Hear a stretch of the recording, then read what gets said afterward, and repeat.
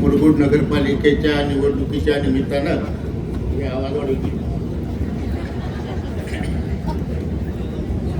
तिथं आयोजित केलेल्या प्रचार सभेच्या प्रमुख आदरणीय शौमिका वहिनी, त्याचबरोबर ज्यांचं आता भाषण झालं, ज्यांनी मार्गदर्शन केलं ते आमचे मार्गदर्शक आदरणीय शिवाजीराव बुवा, इथं उपस्थित असलेले युवा नेते, सदाशिवराव मंडलिक सहकारी साखर कारखान्याचे सर्वा, वीरेंद्र मंडलिक, इथं उपस्थित असलेले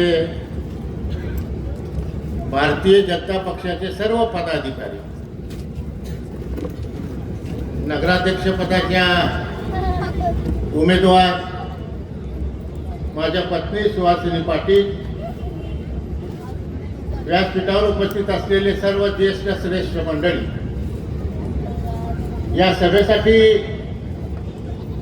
उपस्थित असलेल्या माझ्या आया बहिणी, हे मुरगुडातल्याच आहे ना तुम्ही, वडीलधारी मंडळी आणि तरुण मित्रांनो, उद्याच्या 2 तारखेला आपल्याला मतदान करायचं आहे आणि हे मतदान करत असताना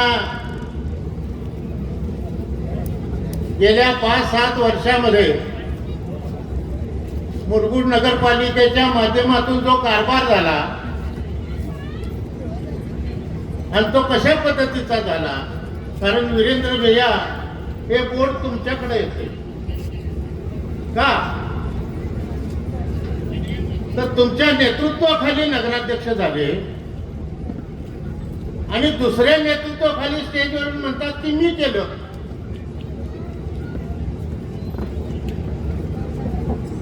आणि हे सांगत असताना सुद्धा मी मालक बदलला म्हणून सांगत नाही, कुणाच्या नेतृत्वाखाली मी काम करतो हे सांगत नाही. जे केलं ते केलं म्हणून सांगायला शिका. अंबाबाईचं देऊळ सुद्धा बांधत असताना मी गावचा पाटील आहे आणि संजय दादा सुद्धा त्या कमिटीचे कार्याध्यक्ष होते आणि मीही कार्याध्यक्ष होते. शासनाच्या नियमाप्रमाणे ते पैसे नगरपालिकेकडे येतात आणि नगरपालिकेकडनं देवळाच्या बांधकामाकडं वळवले जातात. हा कायदा कदाचित त्या नगरपालिकेच्या माजी अध्यक्षांना माहीत आहे का नाही मला नाही माहिती. आणि ही सिस्टीम आहे शासनाची. आणि म्हणून या गोष्टी सांगत असताना तुम्ही पाठीमागचं सांगता. अरे माझा बाप 29 वर्षे या नगरपालिकेचा नगराध्यक्ष होता, कुणाला सांगता. आणि बोलत असताना 5 वर्षाची कारकीर्द बोलत नाही आम्ही.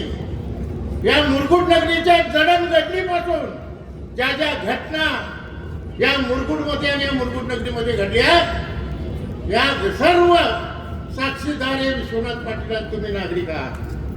तालमीची भाषा बोलता येते आम्हाला. माणसं आणून बसवतात, आमच्या वडिलांच्या वयाचे कोण आहेत का वैतात आणि हात वर करून बोट वर करून सांगायला सांगतात. तुम्ही नगरपालिकेच्या माध्यमातून सर्वसामान्य नागरिकांचा विकास काय केला, सामान्य नागरिकांच्यासाठी तुम्ही काय सुविधा दिल्या हे तुम्ही सांगा. भविष्यात तुम्ही काय करणार आहात हे तुम्ही सांगा. जे काही केले ते केले आम्ही कुठं नाकारतो.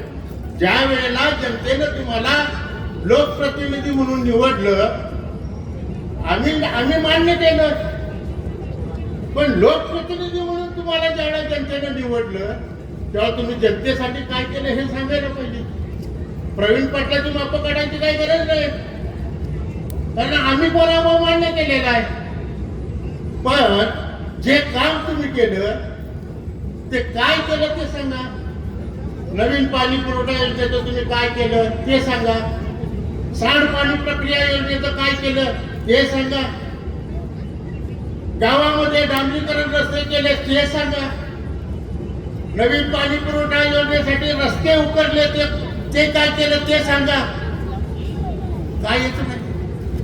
माझ्या आजोबानं तालीम काढली, मग आमचा आजोबा कुठे घेता? कुठला करता, काय सांगता, कशासाठी सांगता? म्हणून सांगतोय, हे सगळं जर थांबवायचं असेल, गावच्या हिताच्यातच विचार करायचा असेल तर विचार करा. आज माझं कशात तटत नाही, मी तुम्हाला सांगतो. माझी बायको नगराध्यक्ष झाली नाही झाली, माझं काही अडत नाही. बांधगाव जरी जाऊन उभारलो तरी टनभर ऊस माझा वाढेल.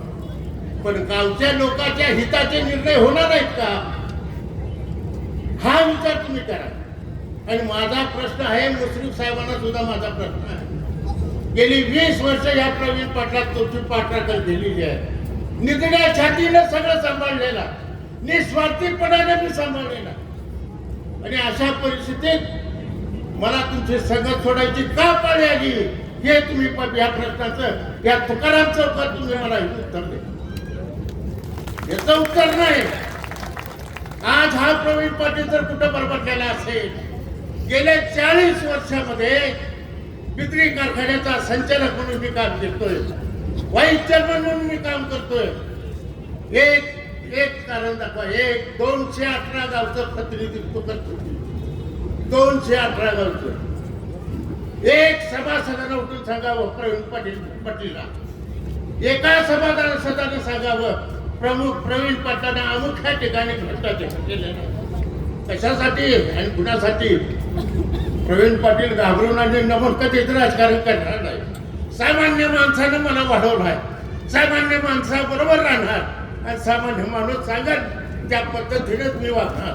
आणि म्हणून भविष्याच्या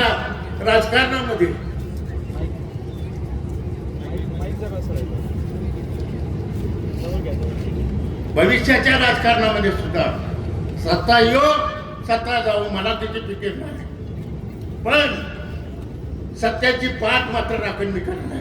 म्हणून तुम्हा सर्वांना माझी कळकळीची विनंती आहे, उद्याच्या 2 तारखेला पैशाचा लई वापर करायला तुम्ही. ते कुठनं पैसे येतात कुणाला माहिती.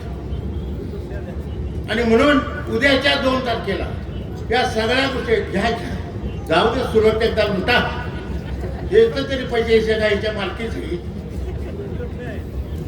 म्हणून उद्याच्या 2 तारखेला धनुष्यबाण आणि कमळ ही 2 चिन्ह लक्षात ठेवा मित्रांनो. आणि 3 तारखेला असा काय फटका मारायचा की 21-0 झाल्याशिवाय आपण दाबायचं नाही. एवढं मी तुम्हाला सांगतो. जय हिंद, जय महाराष्ट्र.